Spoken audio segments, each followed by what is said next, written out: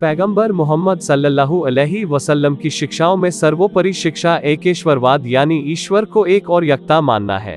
पैगंबर मोहम्मद सल्लल्लाहु अलैहि वसल्लम का आह्वान है कि ए लोगों, तुम्हारा ईश्वर बस एक ही है। वो सारी दुनिया का एकमात्र सृष्टा, स्वामी, दूरदर्शी और कुशल शासक है। वही वर्षा करता है, फसलें उगाता है, धरती आकाश की हर चीज उसी के आज्ञा पालन में लगी हुई है। वही एक ईश्वर सबका पैदा करने वाला और पालनहार है। वही जीवन देता है और वही मृत्यु देता है। वही रोजी देने वाला, वही संतान देने वाला और वही रोगियों को रोगमुक्त करने वाला है। हानि लाभ उसी के हाथ में है। वही दुआओं को सुनता है और हमारी जरूरतों को पूरी करता है और कठिनाइयों को दूर करता है। सारी की सारी प्रशंसाएं उसी के लिए हैं। इसी के साथ पैगंबर मोहम्मद सल्लल्लाहु अलैहि वसल्लम ने परलोक पर ईमान लाने के बारे में कहा कि ए लोगों, यह दुनिया तुम्हारे लिए न भोग विलास की जगह है, न प्रतिफल की जगह है और न यातना का स्थान, बल्कि यह एक परीक्षा स्थल है, जहां मनुष्य को एक छोटी अवधि के लिए कुछ पद और अधिकार देकर भेजा गया है। अगर तुमने ईश्वरीय मार्गदर्शन और ईशदूतों के बताए हुए तरीकों के मुताबिक जिंदगी गुजारी तो तुम्हारा ईश्वर तुमसे प्रसन्न होगा और वह तुम्हें इनाम स्वरूप स्वर्ग में स्थान देगा। लेकिन अगर तुमने ईश्वर की अवज्ञा और विद्रोह की नीति अपनाई होगी तो तुम्हारा ईश्वर तुमसे अप्रसन्न होगा और नरक की आग की सजा देगा। वहां धन दौलत और अनुचित सिफारिश कुछ भी काम नहीं आएगी। हर आदमी अपने कर्म का जिम्मेदार है। ईश्वर की अदालत में ठीक ठीक फैसला होगा। किसी पर कण भर भी अत्याचार न होगा।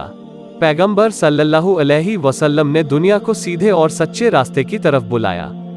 उन्होंने यह बताया कि ईश्वर की प्रसन्नता पाने के लिए संसार त्याग कर गुफाओं और जंगलों में सन्यासियों, जोगियों और त्यागी संतों की तरह जिंदगी गुजारने की जरूरत नहीं है, बल्कि दुनिया ही में रहकर और उसे पूरी तरह निभा कर दीनदारी यानी धार्मिक आचरण को अपनाया जा सकता है और अपनाया जाना चाहिए। इसलिए उनकी शिक्षाएं इंसान के पूरे व्यक्तिगत और सामूहिक जीवन पर व्याप्त हैं।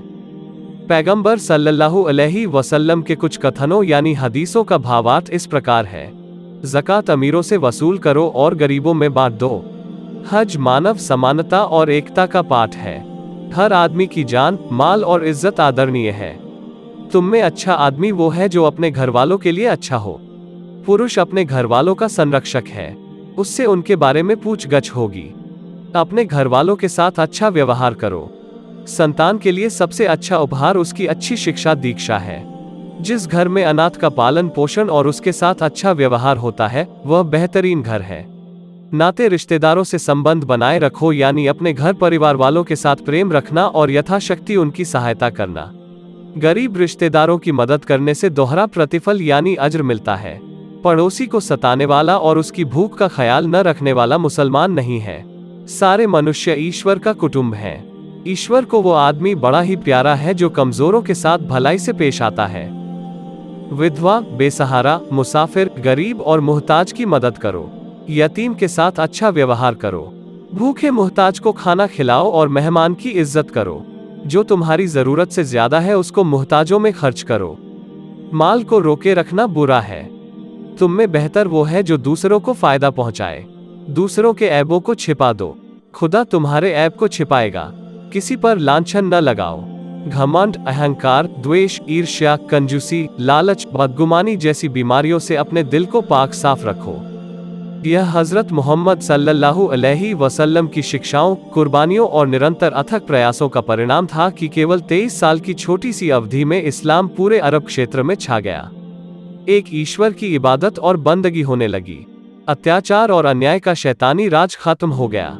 खुदा के कानून का राज, मानव समानता, प्रजातंत्र और इंसाफ के युग की शुरुआत हुई। नारी को उसका उचित स्थान प्राप्त हुआ। वह विरासत की हकदार हुई। सबसे बड़ी बात यह है कि उसे समाज में सम्मान प्राप्त हुआ। उसके अधिकारों की रक्षा हुई और इसकी गारंटी कुरान व हदीसों के द्वारा सुनिश्चित की गई। समाज के कमजोर और निर्बल वर्ग को उनके अधिकार मिले। एक शांतिपूर्ण और साफ सुथरा समाज दुनिया में कायम हुआ। लोगों के आचार विचार, रहन सहन, अर्थनीति और राजनीति में व्यापक क्रांति आ गई। तो यह था अंतिम पैगंबर हजरत मोहम्मद सल्लल्लाहु अलैहि वसल्लम का कल्याणकारी संदेश। अंतिम ईशदूत के बारे में अधिक जानकारी प्राप्त करने के लिए हमें व्हाट्सएप पर संपर्क करें।